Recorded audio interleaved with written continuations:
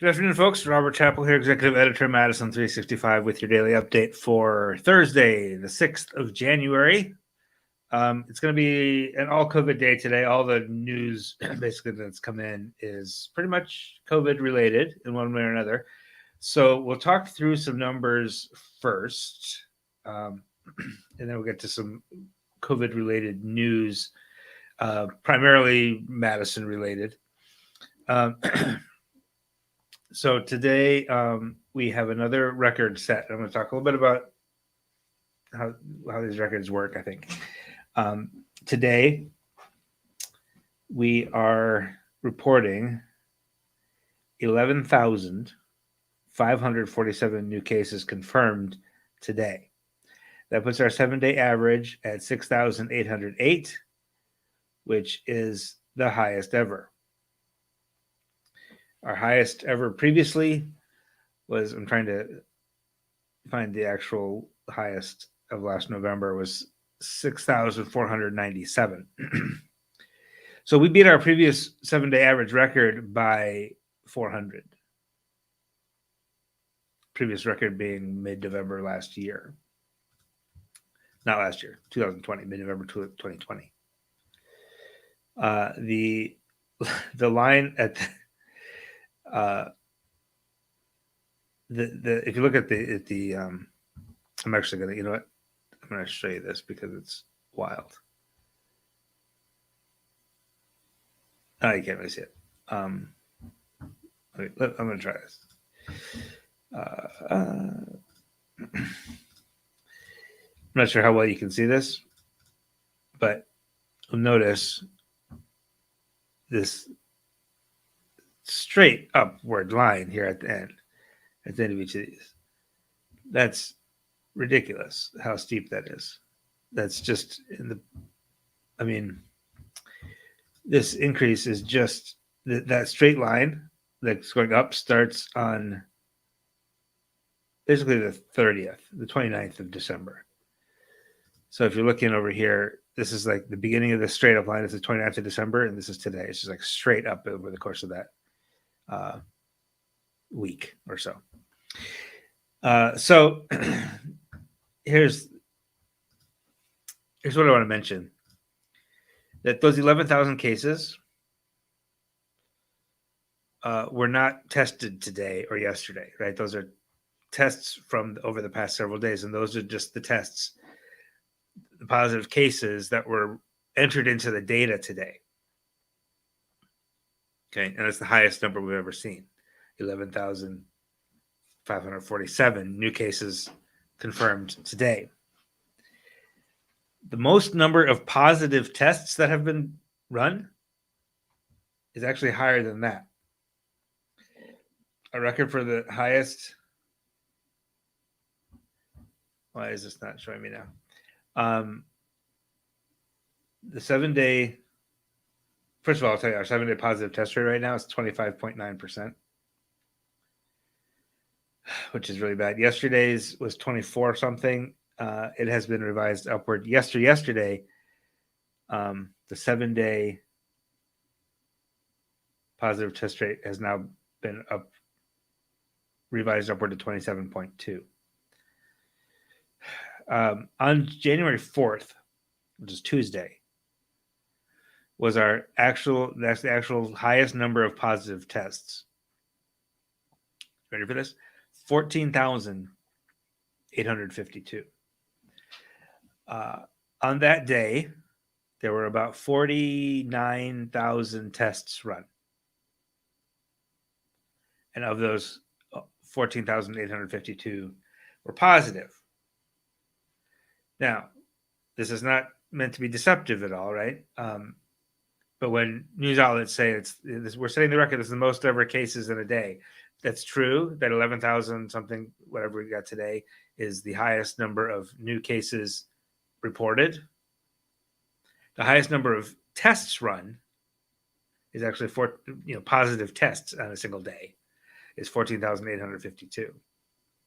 Because a lot of those 14,000 tests were reported that day on Tuesday. Some were reported yesterday, some were reported today. All the tests being run today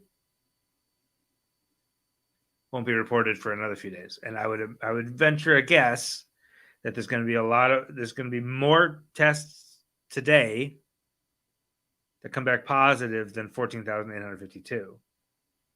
We also don't have the total yet from yesterday. So I hope that makes sense. That nobody's trying to happy Thursday, Jessica. Thank you. That nobody's trying to deceive you or anything like that. Nobody's trying to downplay the numbers. But there were 11,547 new cases entered into the data today. But back on Tuesday, on the 4th, there were 14,852 positive tests. That was the most ever for a single day. Before this Omicron surge, the highest we ever got was 9,424 back on November 11th, 2020. We've been over, we went from the 23rd of December, we had 7,076 positive tests. And then for some reason, we don't have any, it jumped straight from the 23rd to the 28th, which is fine. The 28th, we had 11,071. 29th, we had 13,469. 30th, 12,873. The 31st, 11,566. And then we jumped to the 4th. I'm not sure why there's holes in the data there, but probably just the holidays. But the point is, the number of tests reported on a single day are different than the number of tests that actually run that day. It's not a big deal. But it's important to note that our record, most positive cases in a single day is 14,852, and that was on Tuesday, January 4th. And I expect to beat that record every day for the next few days. Positive test rate, again, 25.9, catastrophically bad. And it's not that there's not testing. I mentioned even on that one really bad day, the 4th of January, there's 49,000 tests run. On the 5th, yesterday. Oh, we do have some data from yesterday. This is not complete data.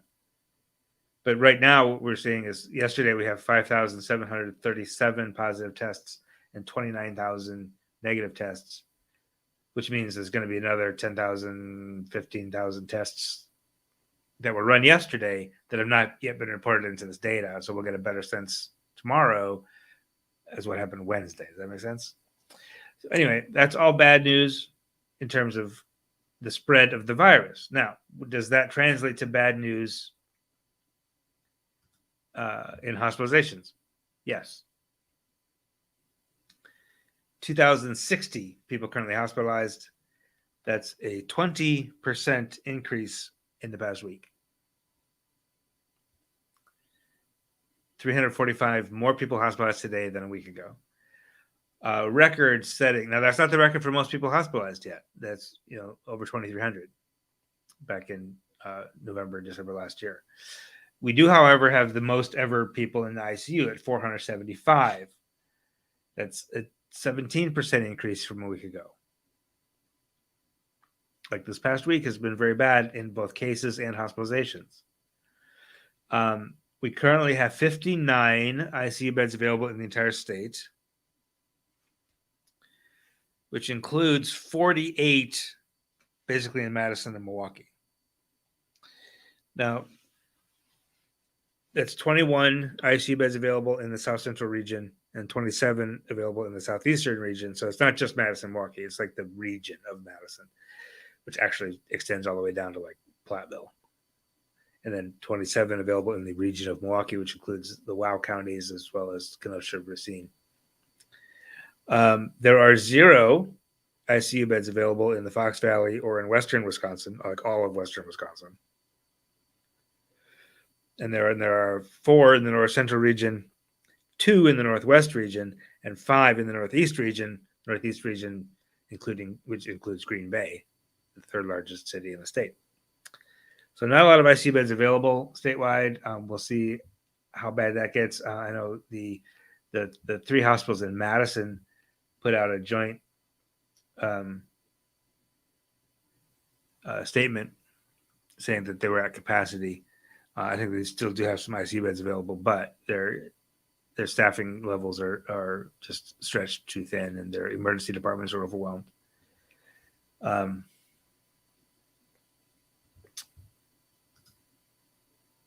So that's our hospitalization situation. Now, has this bad news in terms of, has all this bad news translated to more death yet? No, it hasn't, that we know of. It possibly has, but we just aren't seeing the data yet. 35 new deaths confirmed today. That puts our daily average at 22. It was 21 yesterday. So that has not surged along with cases yet, but it will. Question is how much. Will it? Will the fatality rate among Omicron cases, hit that 1% that we saw with beta, alpha, beta, and delta, or will it be lower? It remains to be seen. We won't know that until the end of the month, probably. So fingers crossed that doesn't get any higher. Now we are now at 10,253 COVID deaths confirmed, 1,123 probable COVID deaths. Kind of a lot. We are a little bit of movement on vaccines today. 62.3% gotten one dose. 58.3% completed the series. That's decent news. We're seeing like 0.1% of the population get done every day, which is actually more movement than we were seeing earlier. We are now at 13,977 doses per day in the past 7 days, but 8,900 of those are boosters, which is great. Like, nothing to disparage boosters, but I'd love to see more people getting those first and second doses as well. If we look at variants, yesterday this was telling me that as of the last week of December, it was 80% Omicron in Wisconsin. And now I'm seeing 83%. So the last week of 2021, the last week of December, 83% of cases sequenced were Omicron and the rest were Delta. So yeah, Omicron's taken over. We knew that was coming. Okay, so those are the numbers. Got a couple of news items related to that. First of all, Madison Metro School District. We announced last Thursday, right, that they were supposed to come back to school this week, Monday, after winter break. They announced last Thursday that they would extend winter break by 3 days and then go to virtual learning. What they didn't say in the initial announcement, which caused all sorts of consternation, was that they only intended to go to virtual learning for 2 days and then return to in-person, basically back to normal as we can be right now, Monday the 10th, which they did eventually confirm once we did some digging.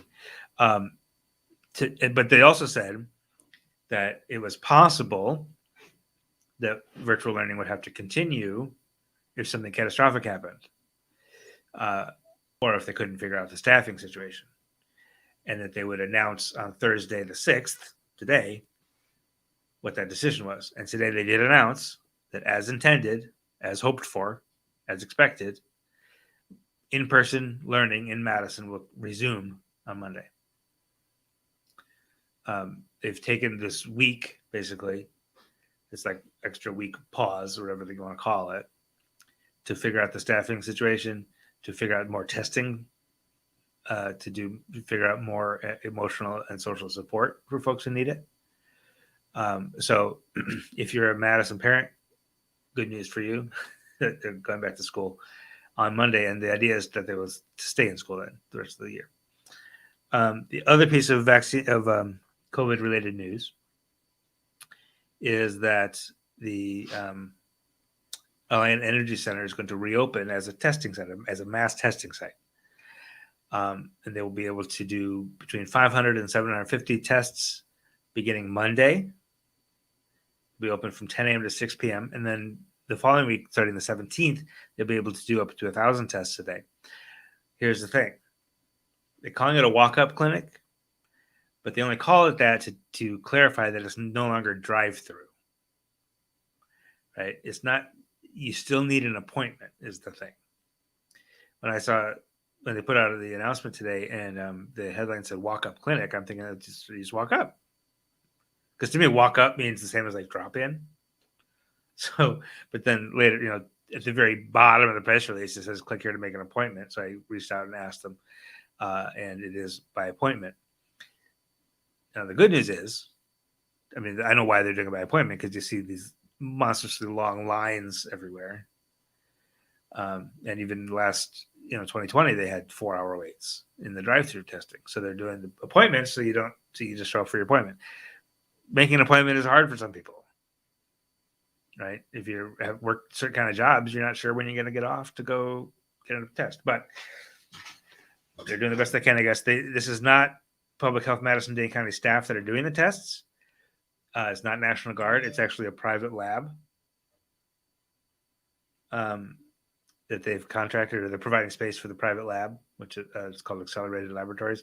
And they're based in Wauwatosa, but they're going to be here in Dane County starting Monday. And for the, I don't know how long it's going to be open, probably a month or two, depending on how things go. But that will be available for you once again. If you go to Madison365.org, I've got a story up that has the details, as well as the hours, as well as the link to make an appointment if you want to. So that is available for you. The last thing I'll mention is unrelated to COVID, but it is January 6th, which is the anniversary of the attack on the Capitol, of the United States Capitol. And I spoke with Dr. Maurice Shepard, who is a political scientist at Madison College. And it was just an audio interview, right? So I put it on the It's Only 10 Minutes podcast, which has ended up being about 30 minutes today.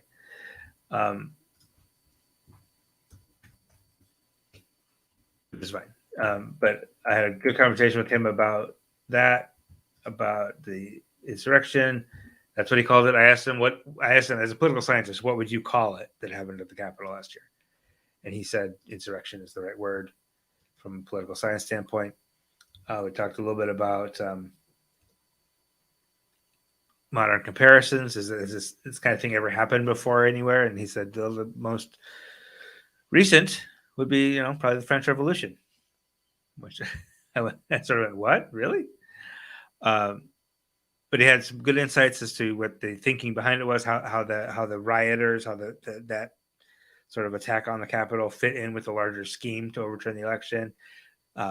What people who are trying to undermine this democracy thing are doing still today, and what we need to worry about and what we can do about it. All that stuff. Really good conversation. I put a link in the comments.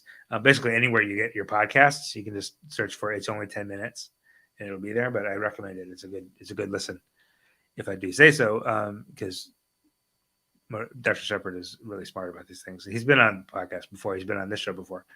But give that a listen if you want to think about it from a what's going to happen here in Wisconsin kind of lens. That's really what I was trying to go for. All right, so that's all I have for you today. I hope you take care of yourself. Have a good evening. We'll be back tomorrow with more numbers, bigger numbers. We'll see. But until then, take care of yourself. Have a wonderful evening. Stay warm. We'll see you soon. This is 365 Media.